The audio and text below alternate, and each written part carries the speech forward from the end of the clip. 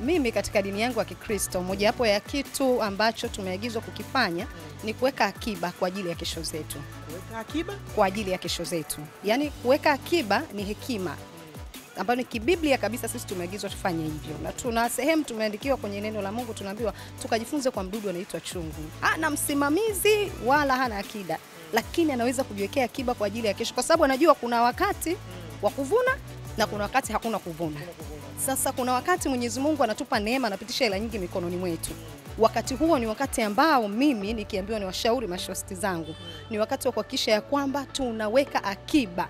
Kwa sababu wakati wa neema si wakati wa kula kila kitu au kuongeza matumizi, bali ni wakati wa kuweka akiba katika taasisi salama, katika mashirika salama, UTT ikiwepo. Kwa sababu tangu imeanza imekuwa ikifanya vizuri, na ndio maana hata mimi nakwambia kwa nilipofikia kwa wakati huu nimekuja kuongeza za watoto. Nilikuwa najitafuta, sasa nimejipata, nimesogea kidogo, nimeona kuna haja ya kuanza kuwawekea watoto. Kwa hiyo hapa ni salama.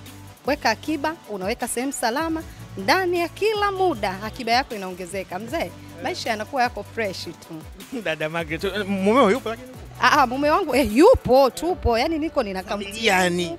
Sasa hivi hapo unaenda sasa kutengeneza ile familia. Maana mume, mke mpo. Sasa hivi umechukua watoto. Sasa hivi watoto. Yaani mimi na mume tunayo ya pamoja kama mke na mume. Nina ya kwangu mwenyewe, sasa nimesogea kwa watoto.